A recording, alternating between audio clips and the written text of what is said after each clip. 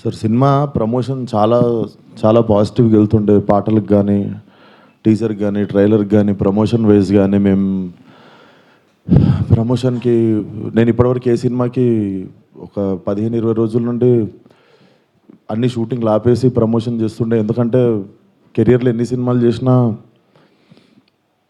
ఇది special cinema కావాలని దీనికి పెట్టిన ఎఫర్ట్ ఎక్కువై ఉండొచ్చు.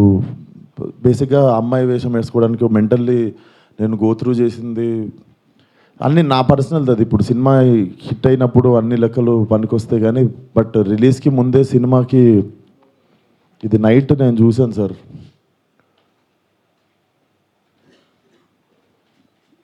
14th Feb morning Laila movie HD print link పెడతా.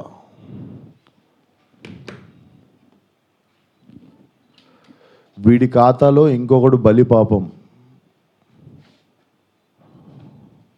అంటే 25,000 ట్వీట్లు వేశారు బాయ్కాట్ లైలా అని చెప్పి. Boys get ready boycott Laila అంటే నాకు అర్థం కావట్లేదు సార్. వీడి ఖాతాలో ఇంకోటి బలి అంటే ఖాతాలో బలి ఎందుకు కావాలి సార్? నేను అంటే మేము ఒక సినిమా తీసినప్పుడు 100 మందిలో ఒకడు తప్పు చేస్తే 99 మందిని మనము ఎలిమినేట్ చేసేద్దామా అంటే నాకు ఒక రకంగా కూడా అనిపించేది ఏంటంటే అంటే సినిమా వాళ్ళు అంటే ఒక టైంకి చాలా ఈజీ టార్గెట్ అయిపోతామా, అలా తీసి పాడేసి అంత అంటే చాలా చులకన అయిపోతామా, సంబంధం లేనిది వచ్చి అంటేసుకుంటుంది మాకు, దానికి మేము సమాధానం చెప్తుంటాము. ఆ వ్యక్తి అది మాట్లాడినప్పుడు ఆ వ్యక్తి అనుభవం అంత ఉండదు సార్. నా వయసు నాది 29, 30 వస్తే మార్చి వస్తే ఆ వ్యక్తి అది మాట్లాడుతున్నప్పుడు నేను కానీ ప్రొడ్యూసర్ గారు కానీ చిరంజీవి గారు వస్తున్నారంటే రిసీవ్ చేసుకోవడానికి బయటికి వెళ్ళాము. తిరిగి వచ్చాము, ఈవెంట్ అయిపోయింది. ఇంటికి వెళ్ళేదాకా మాకు తెలియదు ఈ వ్యక్తి స్టేజ్ మీద ఏం మాట్లాడాడు. అండ్ మేము సినిమాలో అలాంటి సీన్ ఏం పెట్టలేదు. అతను లోపల వేసినప్పుడు ఎన్ని గొర్రెలు ఉంటాయో అతను సినిమా లాస్ట్ దాకా కూడా అన్నీ గొర్రెలు ఉంటాయి. అండ్ మాకు అతను మాట్లాడిన దానికి సినిమాకి వీటికి ఏం సంబంధం లేదు. మీరు అతని మీద కోపం మా సినిమా మీద చూపించడము, ముఖ్యంగా చాలామంది కష్టపడ్డాం సార్ ఈ సినిమాకి. అట్లా సినిమా రాకముందే చంపేయకండి. అండ్ మరీ అంత చిన్న అంత చులకనగా నాకు అర్థం కావట్లేదు ఏం మాట్లాడారు. బాయ్కాట్లు వేయాలని 25 ట్వీట్లు ఏంటండి, 25,000 ట్వీట్లు ఏంటండి? మీకు ఈ టైంలో నేను ఒక్కసారి మిమ్మల్ని అడుగుతున్నా, జరిగింది ఎంత కరెక్ట్ అంటారో మీరే చెప్పండి సార్. ఇక్కడ చాలామంది ఉన్నారు. మీరు ఆయన మాట్లాడిన దానికి మీరు చెప్పండి సార్. మా సినిమా బాయ్కాట్ అని చెప్పి 25,000 ట్వీట్లు వేయడం కరెక్టా? మీరు ఒక్కసారి చెప్పండి సార్. అదే సార్, ఇప్పుడు ఈవెంట్లో ఇప్పుడు అందరికీ నేను ఇంట్లో కూర్చొని వాళ్ళ స్కూల్ ఫీజు నేను కట్టి వాళ్ళకి సంస్కారం నేర్పించలేదు కదా సార్. నేను వాళ్ళు ఏం మాట్లాడతారు అనేది మన కంట్రోల్లో ఉండదు కదా సార్. అవును సార్, అతనికి నేను నేర్పిస్తానా? అతనికి ఓహో నాదే తప్పు అంటారు.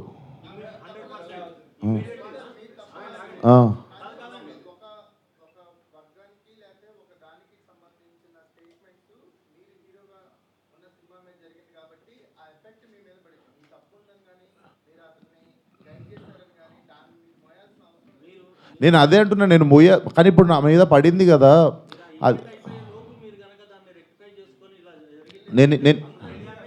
నేను ఇప్పుడే చెప్తున్నా కదా సార్. మేము చిరంజీవి గారిని రిసీవ్ చేసుకోవడానికి వెళ్ళాం. మేము కూడా ఇంటికి వెళ్ళిన తర్వాత చూసాము. మీరు నేను చెప్పింది అబద్ధం అయితే పోయి ఈవెంట్ వీడియో చూసుకోండి. అతను మాట్లాడినప్పుడు మా మీద కెమెరా లేదు, ఎందుకంటే మేము లేము అక్కడ. నేను సావు గారు రిసీవ్ చేసుకోవడానికి వెళ్ళాం. మీకు తెలుసు ఎంత గోలగోలగా ఉంటుందో ఈవెంట్ అయిపోయింది, ఇంటికి వెళ్ళిపోయాము.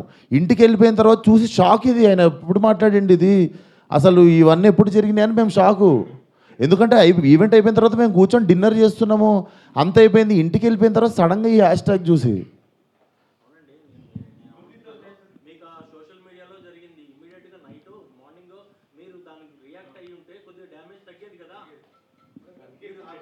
అందుకే కదా సార్ ఇప్పుడు పెట్టింది. సార్ కొంచెం అట్లా అరవకండి సార్, నా మీద కొంచెం మెల్లగా మాట్లాడండి. అరవకండి.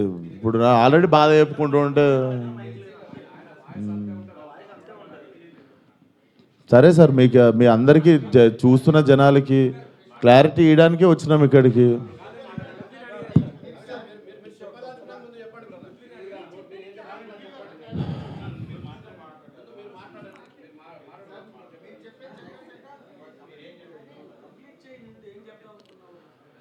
సో అదే సార్, చాలా కష్టపడి తీసినాం సినిమా.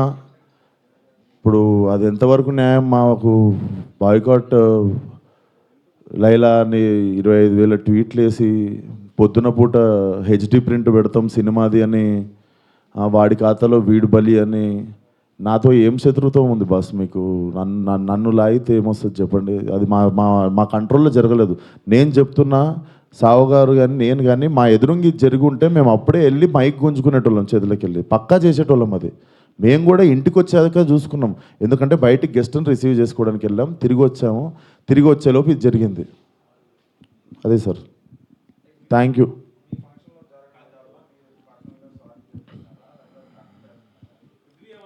ఇప్పుడు నా సినిమా రిలీజ్ కావాలి కదా సార్ 2 రోజుల్లో. సార్ నాకు సినిమా రిలీజ్ ముఖ్యం సార్. నేను ఒక మనిషితో ఎవరితోనో కొట్లాడి ఇప్పుడు దీన్ని ఇంకా లాగదలుచుకోవట్లేను. మీరు అడుగుతున్నారు ఆ వ్యక్తితో ఏమైనా మాట్లాడిస్తే, నేను అసలు ఫోన్ కాదు ఎవరితో ఏం మాట్లాడదలుచుకోవట్లేను. నా సినిమా రిలీజ్ అయ్యే వరకు కొంచెం సపోర్ట్ చేయండి అని అడగడానికి వచ్చిన ఈరోజు. ఇఫ్ పాసిబుల్ సపోర్ట్ చేయండి.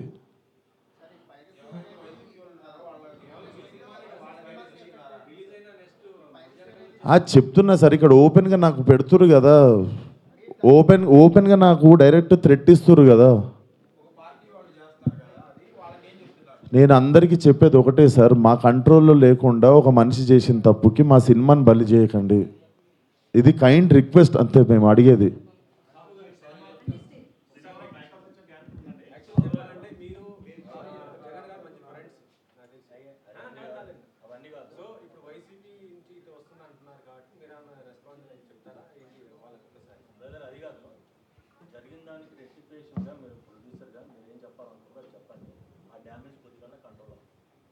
సార్ చెప్పేదంటే, ఇప్పుడు విశ్వక్ చెప్పినట్టు ఈవెంట్కి మనం సినిమాలో నటించారు కాబట్టి మనం గెస్ట్గా పిలుస్తాము, వాళ్ళకి మాట్లాడమంటాం.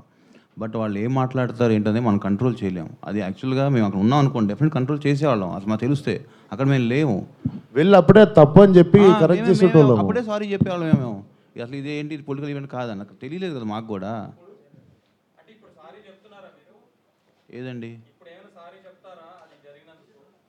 అంటే యాక్చువల్గా అసలు ఆ టాపిక్ అక్కడ రాకూడదని చెప్తున్నాను. అది సినిమా ఈవెంట్, దాంట్లో పొలిటికల్.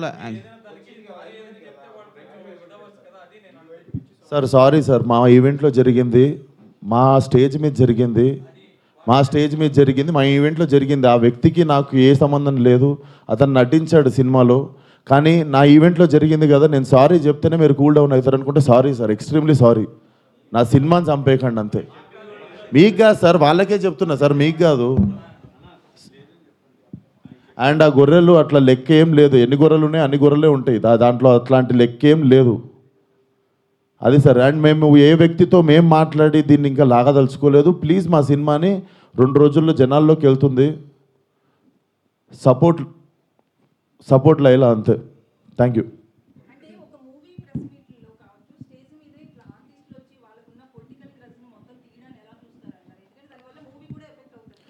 మేడం, నా వయసు రాజకీయం మాట్లాడేంత వయసు నాకు లేదు. ఆ మాట్లాడిన వ్యక్తి పేరులో ఉన్నంత వయసు కూడా లేదు నాకు. సో నాకు అంత పెద్ద పెద్ద ప్రశ్నలు వేస్తే కూడా నేను ఏం చేయలేను. కాకపోతే what I feel is like we shouldn't become easy target. అట్లా అదొకటే నేను కైండ్ రిక్వెస్ట్ చేసేది. మీరు చెప్పండి నేను ఏమైనా తప్పు చేసిన. ఇప్పుడు సారీ చెప్పాను నేను అందరికీ, బట్ మీ అందరికీ తెలుసు దీంట్లో నా తప్పు ఏముందని. అండ్ మేము నిజంగానే ఉంటే మేము స్టేజ్ మీదకి వెళ్ళి ఒకప్పుడు కంట్రోల్ చేస్తుండే, తప్పు సార్ అట్లా మాట్లాడొద్దు, ఇది మా సినిమా ప్రోగ్రామ్ అని. మేము నిజంగా అక్కడ రిసీవ్ చేసుకోవడానికి వెళ్ళాం. మీరు చూడండి, మేము అక్కడ ఎదురుకున్నాం అంటే నేను ఇండస్ట్రీ వదిలేసి వెళ్ళిపోతా. నేను అక్కడ ఎదురుగా లేను కదా, నేను ఇంటికి వెళ్ళిన తర్వాతే చూసాను. మీరు ఉన్నారు కదా బయట, మనం రిసీవ్ చేసుకోవడానికి వెళ్ళాం, అప్పుడు అవుతుండే స్పీచ్. ఎందుకు సార్, లైవ్ కెమెరాలు ఉన్నాయి, ఎవరి సాక్ష్యం ఏముంది?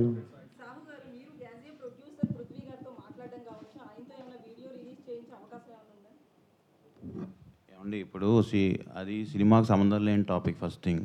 ఇప్పుడు ఏంటంటే మన హీరోగా చెప్పినట్టు ఆయన సారీ చెప్పారు, మా స్టేజ్ మీద జరిగింది కాబట్టి వీఆర్ రెస్పాన్సిబుల్ కాబట్టి అది మేము బాగా తీసుకున్నాం. ఇక పక్క వాళ్ళు ఏం చేస్తాం ఏంటనేది వీ హ్యావ్ టు సీ. దాని మీద ఇప్పుడు నేను కామెంట్ చేయలేము, ఎందుకంటే అది మా ఈవెంట్ కాబట్టి, మా దాంట్లో జరిగింది కాబట్టి we're saying sorry for that. ఆయన రియాక్షన్ ఏంటి, ఆయన ఏం చెప్తారనేది will leave it to him.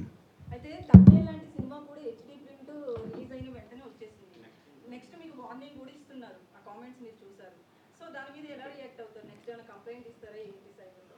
అది ఇప్పుడు నాకు తెలిసి మీకు నెక్స్ట్ ప్రెస్ మీట్ ఉంది కండి, అరవింద్ గారు వాళ్ళు డెఫినెట్గా ఏదో ఒక యాక్షన్ తీసుకుంటారు కాబట్టి వాళ్ళు ఏం తీసుకుంటే అదే మేము ఫాలో అవుతాం. ఇంకా మాకు అది హెల్ప్ అవుతుంది కదా డెఫినెట్గా. రావు గారు పృథ్వీ లాంటి నటుడి మీద అంటే ఇట్లాంటి సినిమా ఈవెంట్లో పొలిటికల్ కామెంట్ చేసి అంటే ఆయన ఎలా మాట్లాడుతారో ఇంకా అప్పటివరకు మనం నుంచి నోటీస్ వచ్చేది. ఇలాంటి పొలిటికల్ బ్యాక్గ్రౌండ్ ఉన్న యాక్టర్స్ సినిమా ఈవెంట్లో మాట్లాడడం నిర్మాతల పరంగా నెక్స్ట్ సినిమాలో ఎలాంటి అవకాశం ఉంటుంది, ఎలాంటి చేంజెస్ ఉంటాయి? కాదు సార్, అంటే ఆయన పృథ్వీ యాక్చువల్లీ చెప్పాలంటే ఆయన ఉద్దేశం వేరే ఉండొచ్చు, కాకపోతే అక్కడ సింక్ అవుతున్నట్టుగా ఉండటంతో ఇబ్బందికరమైంది. సో యాక్చువల్ చెప్పాలంటే జగన్ గారికి మీకు మంచి ఫ్రెండ్షిప్ కూడా ఉంది కదా. అలాగా సార్, ఇప్పుడు ఆయన కమెంట్ చేశారు, ఆయన కమెంట్ మీద నన్ను రెస్పాండ్ అవ్వమంటాం తప్పు కదా. నేను చేశాను అనుకోండి, నేను అడగండి, నేను రెస్పాండ్ అవుతా. అది రైట్ అయితే రైట్ అంట, రాంగ్ అయితే నేను సారీ అంట. ఇప్పుడు ఆయన కమెంట్ చేస్తారో మాకు తెలియదు కదా.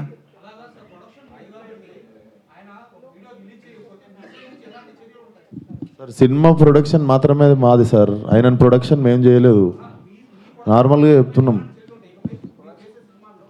ఛాన్స్ ఉండొచ్చా, అతను దూరం పెడతారా లేదంటే అతనితో మాట్లాడి కూల్ చేస్తారు, ఎలాంటి చర్యలు మీ ప్రొడక్షన్ నుంచి ఉంటాయని చెప్పి అడుగుతున్నాను. డెఫినెట్గా మేము టేక్ కేర్ చేస్తాం కదా. నెక్స్ట్ టైం ఇలాంటి అవకాశం ఉన్నప్పుడు మేము కూడా అలాంటి ఎంకరేజ్ చేయం కదా. ఒకసారి డ్యామేజ్ జరిగినప్పుడు దాన్ని కంట్రోల్ చేద్దామని చూస్తాం, కానీ ప్రతిసారి ఇది పెట్టుకుని చేసుకుంటూ ఉండలేంగా.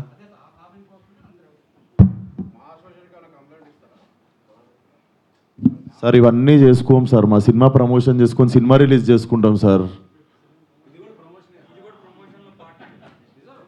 మీరు పెట్టి తీయండి సార్, ఓ 30-40 కోట్లు సినిమా, నేను హ్యాష్ ట్యాగ్ పెట్టి బాయ్కాట్ అని రాస్తే మీకు ఎంత ప్రమోషనో ఎంత కమ్మగా ఉంటుందో నేను చూస్తా. సార్ మీరు ఏమన్నా మాట్లాడతారు సార్, మీ 1000 రూపాయలు కూడా లేవు ఈ సినిమాలో, మీరు ఇష్టం ఉన్నట్టు పాస్ కాస్ చేస్తారు కమెంట్. మీరు తీసిన రోజు నొప్పి తెలుస్తుంది సార్. ఆయన ఎన్ని కోట్లు పెట్టి సినిమా తీసిండు, నేను ఎన్ని రోజులు కష్టపడ్డా, దానికి ఒకళ్ళు బాయ్కాట్ అని పెడితే ఎట్లుంటుందని. దీన్ని కూడా పాజిటివ్గా తీసుకునే సిచ్యువేషన్లో మేము లేము. 2 రోజుల్లో సినిమా రిలీజు, అట్లా కాదు కదా సార్, అది గుడ్డు పెట్టే కోడికి తెలుస్తుంది. అది నిన్న లైలా ఫంక్షన్ జరిగింది. అండ్ మాకు కూడా ఏంటంటే మేము కూడా సోషల్ మీడియా ద్వారా చూసాము. నైట్ వెళ్ళిపోయినాక సోషల్ మీడియాలో బాయ్కాట్ లైలా అని ట్రెండింగ్ అన్నీ చూసి మేము షాక్ గురయ్యాము. యాక్చువల్గా చెప్పాలంటే అది మాట్లాడిన వ్యక్తి మాట్లాడేటప్పుడు అసలు నేను కానీ హీరో గారు కానీ అక్కడ లేము.